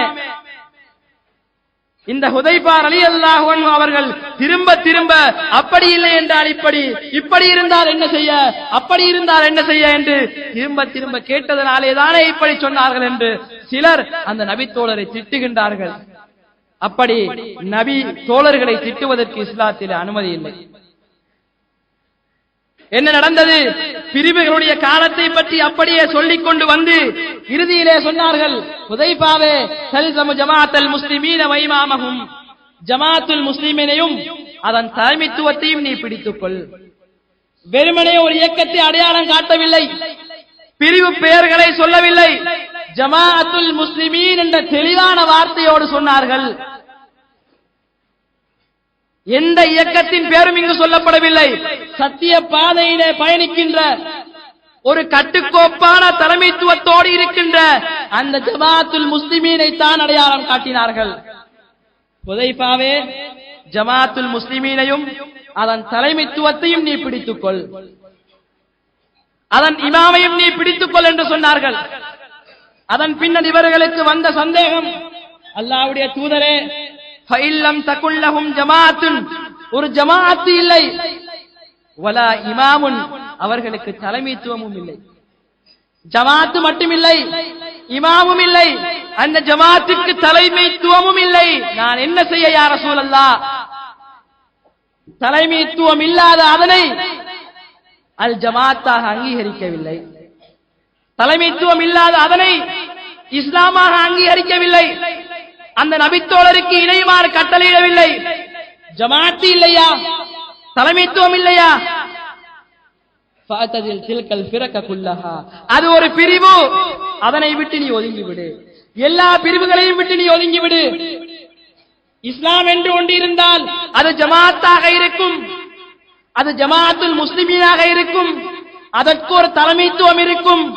ஜமாஅத்தும் தலைமைத்துவமும் இல்லை என்றால் என்று தெளிவு கிடைப்பதற்காக வேண்டி ஹுதைபா ரலியல்லாஹு அன்ஹு அவர்கள் கேட்டார்கள். அது வஹீயுடைய வார்த்தை அல்ல. ஜமாஅத்தும் தலைமைத்துவமும் இல்லை என்றால் என்ற இந்த வாசகம் ஹுதைபா ரலியல்லாஹு அன்ஹு அவர்களின் வாசகம் தான் இது. ஜமாஅத்தும் தலைமைத்துவமும் இல்லை என்றால் அவர்களோடு நீ சேராதே, அது இஸ்லாம் அல்ல, அது பிரிவு. ஃபஅதஸில் தில்கல் ஃபிரக குல்லஹா, இது போன்று ஜமாஅத்து இல்லாமல் தலைமைத்துவம் இல்லாமல் சீரழிகின்ற எல்லா பிரிவுகளையும் நீ ஒதுங்கிவிடு. உனக்கு அது என்றுமே சரிவராது, மறுமையிலே உனக்கு அது கை கொடுக்காது, நிச்சயமாக உன்னை ஒரு அதல பாதாளத்திலே தள்ளிவிடும். ஜமாஅத் இல்லை என்றால் நீ ஒதுங்கி வாழ், தலைமைத்துவம் இல்லை என்றால் ஒதுங்கியிரு. உனக்கு மரணம் வந்தாலும் சரி, ஒரு மரத்தின் வேரை கழித்திருக்கின்ற நிலைமையிலே நீ மரணித்தாலும் சரி, இந்த பிரிவுகளோடு சேராதே என்று ரசூலுல்லாஹி ஸல்லல்லாஹு அலைஹி வஸல்லம் அவர்கள் தலைமைத்துவம் இருக்கின்ற, வெறுமனே தலைமைத்துவம் அல்ல, ஒரு கட்டுப்பாடும் ஒரு கட்டுக்கோப்பும் இருக்கின்ற தலைமைத்துவம். பல ஹதீஸ்கள் மூலமாக நாங்கள் இதனை விளங்கிக் கொள்ளலாம். ஆகவே தலைமைத்துவம் இல்லாத ஒரு அமைப்பில் யாராவது இருந்தால் இன்றே புறப்படுங்கள், உங்கள் மரணம் எப்போது வரும் என்று யாராலும் சொல்ல முடியாது. மரணித்தால் அது ஜாஹிலிய மரணம், பிரிவுகள் சார்ந்த ஒரு மரணம், இஸ்லாமிய மரணம் இல்லை. ஆகவே இஸ்லாமிய மரணம் ஒருவருக்கு வர வேண்டும் என்றால் பல நிபந்தனைகள் இருக்கின்றன. அதிலே ஒன்று, ஒருவருக்கு இஸ்லாமிய தலைமைத்துவம் இருக்க வேண்டும் என்பது இதிலிருந்து எங்களுக்கு மிக தெளிவாக விளங்குகின்றது. ஆகவே இந்த 9 ஆதாரங்கள் மூலமாக ஒரு தலைமை இருக்க வேண்டும், அதுவும் இஸ்லாமிய தலைமைத்துவமாக இருக்க வேண்டும் என்பது எங்களுக்கு மிக தெளிவாக விளங்குகிறது. சிலருக்கு இதுவும் விளங்காமல் இருக்கலாம். விதண்டாவாதம் செய்கின்றவர்களுக்கு, அடம் பிடிக்கின்றவர்களுக்கு அல்லாஹ்வுடைய இத்தனை வார்த்தைகளும் தூதரின் இத்தனை பொன்மொழிகளும் விளங்காமல் இருக்கலாம். அல்லாஹ் அவர்களுக்கு ஒரு விளக்கத்தை கொடுக்க வேண்டும். அதே போன்று ஒரு தலைமைத்துவத்திற்கு இருக்க வேண்டிய தகுதிகளையும் சுருக்கமாக பார்ப்போம். ரசூலுல்லாஹி ஸல்லல்லாஹு அலைஹி வஸல்லம் அவர்களுடைய வாழ்க்கை வழிமுறையையும் அல்லாஹ்வின் அந்த வேத வாக்கியத்தையும் நாங்கள் அலசி பார்த்தால் ஒரு தலைமைத்துவத்திற்கு 3 தகுதிகள் தான் இருக்க வேண்டும். இந்த 3 தகுதிகள் இருந்தால் தான் அது இஸ்லாமிய தலைமைத்துவம், இல்லை என்றால் அது இஸ்லாமிய தலைமைத்துவமாக இல்லை. அதிலே ஒன்று,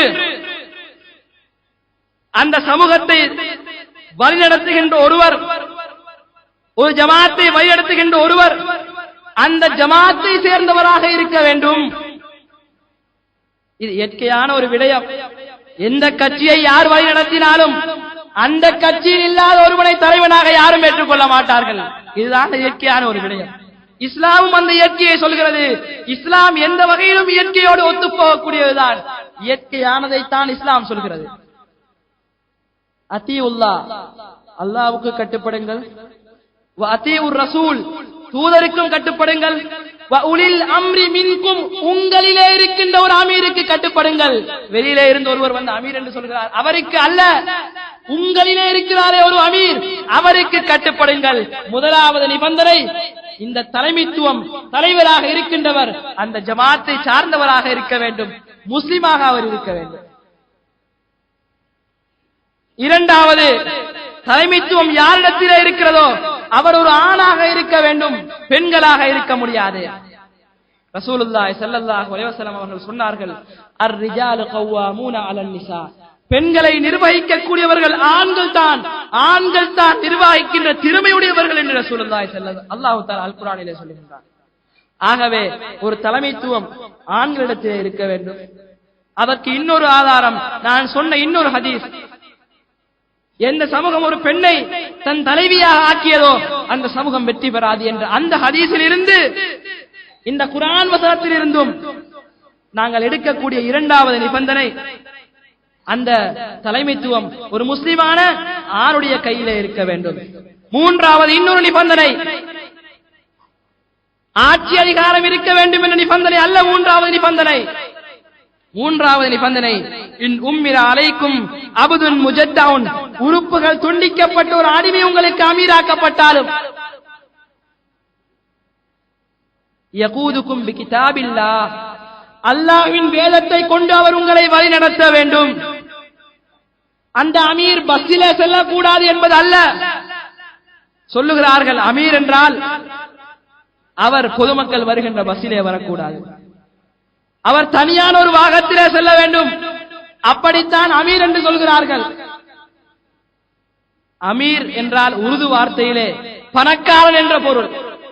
அந்த அமீரை சொல்கிறார்களோ தெரியவில்லை. உருது வார்த்தையிலே அமீர் என்றால் ஒருவன் பணக்காரன். இவர்கள் உருது வார்த்தையை இந்த மார்க்கத்தோடு ஒப்பிட்டார்களோ தெரியவில்லை. இவர்கள் சொல்கிறார்கள், இவர்களுடைய அமீர் இந்த வாகனத்தில் செல்கிறார், அதிலே செல்கிறார், இதிலே செல்கிறார், இதனால் இவர் அமீர் இல்லை. இஸ்லாம் எந்த நிபந்தனையும் வைக்கவில்லை. மூன்று நிபந்தனை, அந்த ஜமாத்தை சேர்ந்த முஸ்லிமாக இருக்க வேண்டும், அவர் ஒரு ஆணாக இருக்க வேண்டும். மூன்றாவது, குர்ஆன் ஹதீஸை வெடித்து வழிநடத்தக்கூடிய ஒருவராக இருக்க வேண்டும். யகூதுக்கும் பிகிதாபில்லாஹ், கிதாபுல்லாஹ் என்றால் உங்களுக்கு ஏற்கனவே ஒரு உரையிலே தெளிவுபடுத்தப்பட்டது, அல் குர்ஆனும் அஸ் சுன்னாவும் சேர்ந்ததுதான் கிதாபுல்லாஹ். ஆகவே குர்ஆன் ஹதீஸை கொண்டு வழிநடத்தக்கூடிய ஒரு ஆண் மகனாக இருக்க வேண்டும், அந்த அமைப்பை சேர்ந்த ஜமாத்தை சேர்ந்தவராக இருக்க வேண்டும். இந்த ஹதீஸ் நான் கடைசியாக சொன்னது முஸ்லிமிலே பதிவு செய்யப்பட்டிருக்கிறது. இந்த மூன்றும் தான் இஸ்லாம் சொல்லுகின்ற ஒரு நிபந்தனை. இந்த மூன்றும் தான் அல்லாஹ்வுடைய தூதரிடத்திலே இருந்தது. இதனை தவிர அவர்கள் ஆட்சி அதிகாரத்தோடு அந்த தலைமைத்துவ பொறுப்பை எடுக்கவில்லை. மக்காவிலே இருந்தார்கள். அவர்கள் நபியாக வருகின்ற போது தலைமைத்துவத்தை எடுத்துக்கொண்டு ஆட்சி அதிகாரத்தையும் எடுத்துக்கொண்டு நபியாக வரவில்லை. அந்த சமூகத்தை கட்டுப்படுத்தினார்கள், பயந்து இருந்தார்கள். கொள்கையை ஏற்றவர்களுக்கு சொன்னார்கள், உங்களுடைய ஊரிலே போயிருங்கள், எப்பொழுது இது மேலோங்கி வருகிறதோ அன்று நீங்கள் வாருங்கள், இப்பொழுது அமைதியாக இருங்கள், எந்த பிரச்சாரமும் நீங்கள் செய்யாதீர்கள் என்று பயந்து பயந்து ஒடுங்கி நசுங்கி ஹிலாபத் இல்லாமல் அவர்கள் ஆட்சி செய்தார்கள். ஹிலாபத் இல்லாமல் அவர்கள் தலைவராக இருந்திருக்கிறார்கள். ஆகவே ஒரு தலைமைத்துவத்திற்கு அல்லது ஒரு அமீருக்கு அல்லது ஒரு பையத்திற்கு ஆதாரம், அதாவது இந்த மூன்றில் எந்த ஒன்றிற்கும் ஹிலாபத் அவசியம் என்று சொல்வதற்கு எந்த ஒரு ஆதாரமும் இல்லை. பலவீனமான ஹதீஸ்களில் கூட ஆதாரம் இல்லை, எனது அறிவுக்கு எட்டிய வகையில். ஆகவே இஸ்லாம் தலைமைத்துவத்திற்கு எந்த நிபந்தனை விதிக்கிறதோ அதனை பாருங்கள். நீங்கள் வெறும் வார்த்தைகளால் உலமாக்கள் சொல்லுகின்றதை வைத்து இஸ்லாத்தை அளக்க முற்படாதீர்கள். எங்களுடைய அளவுகோல்களால் நாம் இஸ்லாத்தை அளக்க முடியாது. அல்லாஹ்வும் ரசூலும் எந்த அளவுகோலை இஸ்லாமிய அளவுகோலாக சொன்னார்களோ அதனை பாருங்கள். ஒரு அமீர் இருக்க வேண்டும், ஜமாத் இருக்க வேண்டும், பைஅத் இருக்க வேண்டும், கட்டுப்பாடு இருக்க வேண்டும், அதனை ஏற்றுக்கொண்டவர்கள் இருக்க வேண்டும். இதுதான் அல்லாஹ்வும் தூதரும் சொல்லுகின்ற அளவுகோல். இதனை விட்டுவிட்டு பெரும்பான்மையாக இருக்க வேண்டும், ஒரு ஆட்சி அதிகாரம் இருக்க வேண்டும், அப்படி இருக்க வேண்டும், இப்படி இருக்க வேண்டும் சொல்லுகின்ற வார்த்தைகள் இருக்கிறது, வெறும் வார்த்தைகள். இந்த வார்த்தைகளை சொல்லுகின்றவர்களால் உங்களை மறுமையிலே காப்பாற்ற முடியாது. ஆகவே ஒரு தலைமைத்துவத்திற்கு இருக்கின்ற 3 தகுதிகளையும் இந்த அல் குர்ஆனிலிருந்தும் ஹதீஸிலிருந்தும் நான் உங்களுக்கு எடுத்து சொன்னேன். அதே போன்று தலைமைத்துவம் இருக்க வேண்டும், தலைமைத்துவத்திற்கான தகுதிகள் இருக்க வேண்டும். அதே போன்று இந்த தலைமைத்துவத்தை மதித்து நடக்கின்றவர்கள் இருக்க வேண்டும்.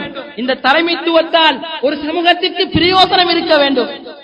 எப்படி அன்று அல்லாஹ்வின் தூதர் ஒரு தலைவராக இருந்து எந்தெந்த கட்டளையை சொன்னார்களோ, எதனை வேண்டாம் என்றார்களோ அதனை செய்தார்கள். தலைமைத்துவம் அப்படி இருக்க வேண்டும். அதன் கீழால் இருக்கின்ற குடிமக்களும் அப்படித்தான் இருக்க வேண்டும். தலைமைத்துவம் மௌனமாக இருக்க, அவர்கள் செய்வதையெல்லாம் செய்ய, அவர்கள் போகின்ற வழியில் செல்வதென்றால் இது இஸ்லாமிய தலைமைத்துவமும் அல்ல, இது இஸ்லாமிய ஜமாத்தும் அல்ல. எந்த ஒரு மனிதருக்கும் தலைமைத்துவத்திற்கு ஒரு சான் அளவு கூட மாறு செய்ய அனுமதி இல்லை. அந்த அளவு முக்கியமானது.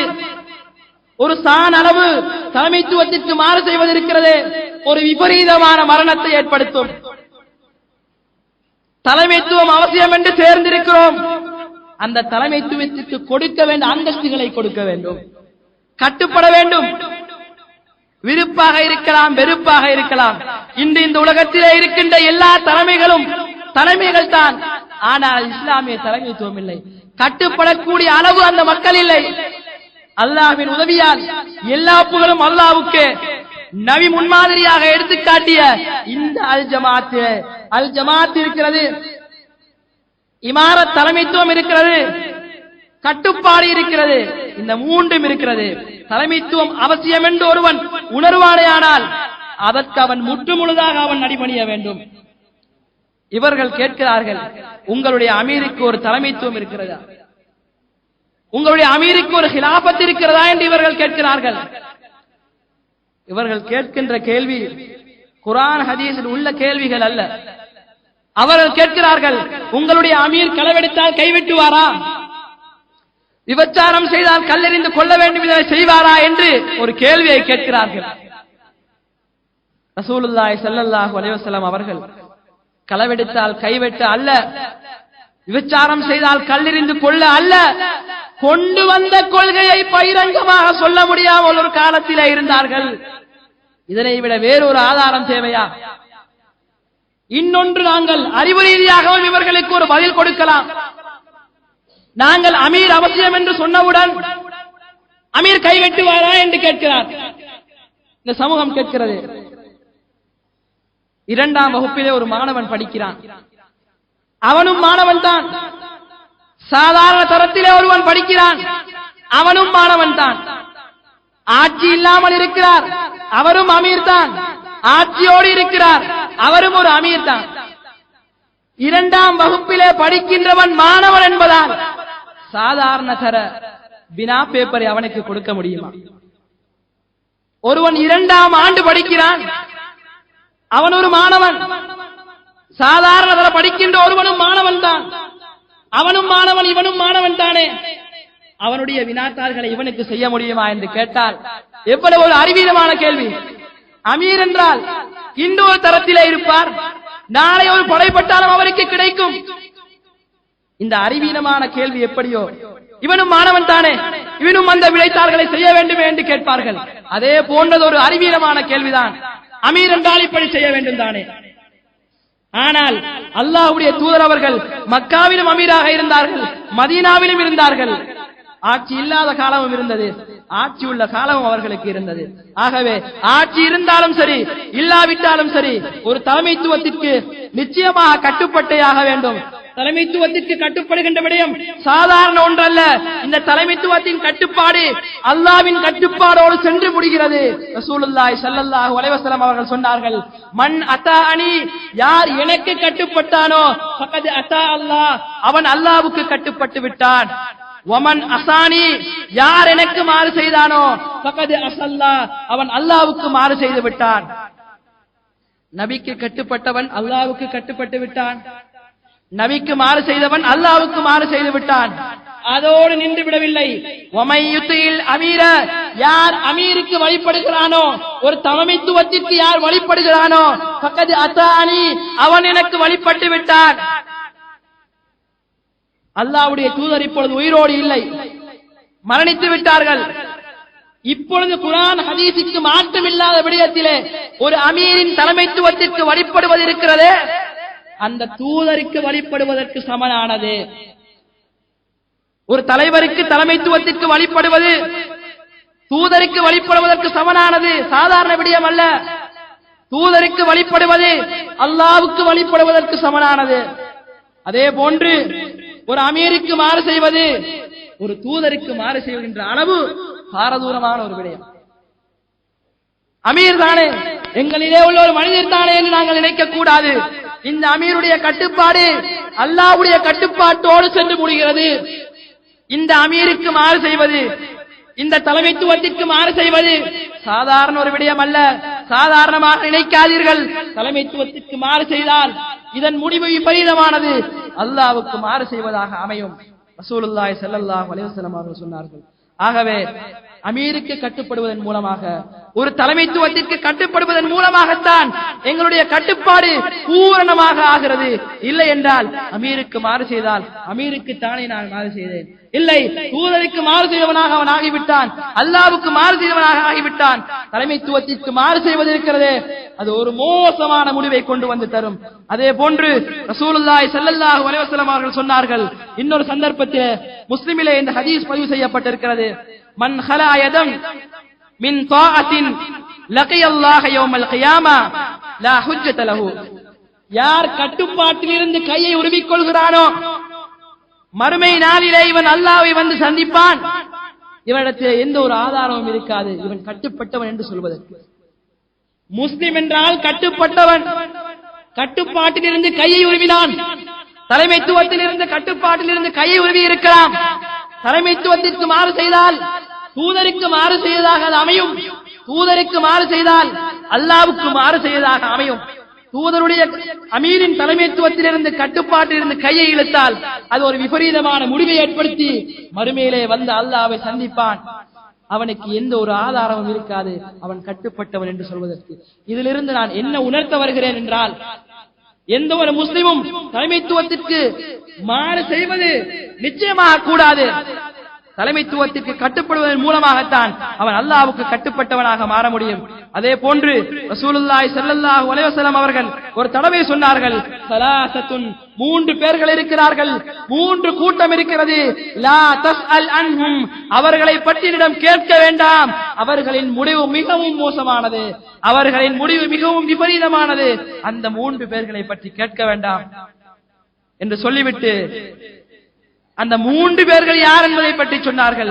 ரஜுலுன், ஒரு மனிதன், ஃபாரகல் ஜமாஆ, அல் ஜமாத்தை விட்டு பிரிந்து, வஅஸா இமாமஹு, அந்த ஜமாத்தின் தலைமைத்துவத்திற்கு மாறு செய்து, வமாத ஆசியன், தலைமைத்துவத்திற்கு மாறு செய்த நிலையிலே பாவியாக மரணித்தானே, இவனுடைய முடிவை பற்றி என்னிடம் எதுவுமே கேட்க வேண்டாம், மிகவும் மோசமானது என்று சொன்னார்கள். ஜமாத்தை விட்டு பிரிந்து தலைமைத்துவத்திற்கு மாறு செய்து அதே நிலையிலே மரணித்தார்.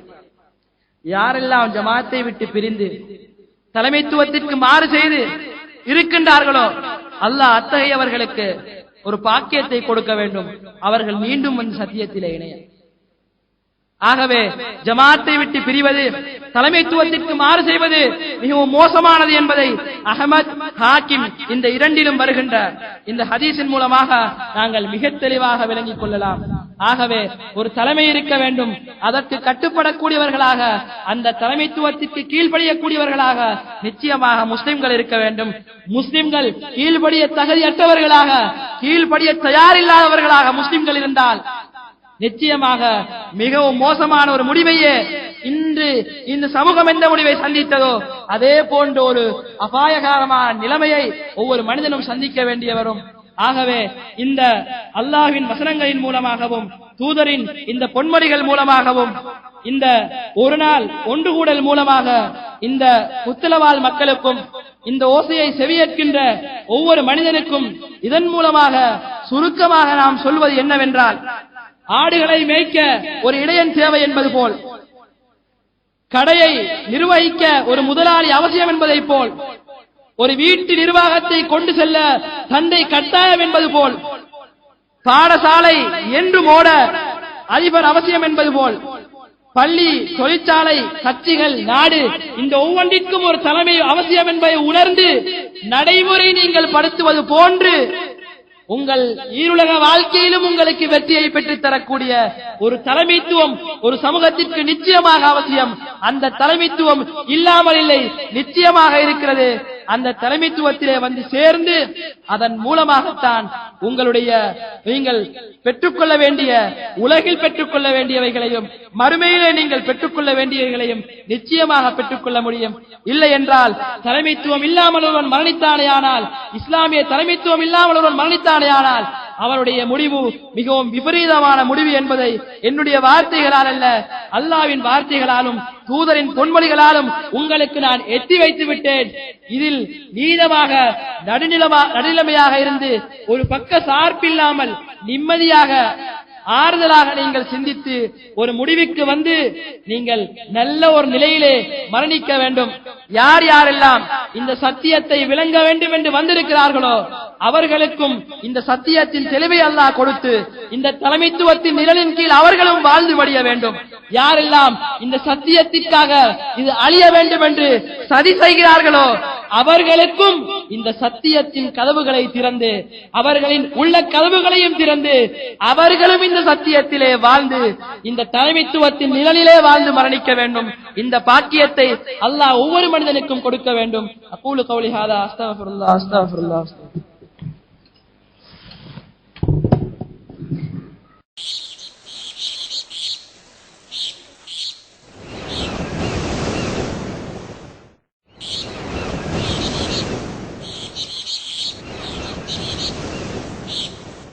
You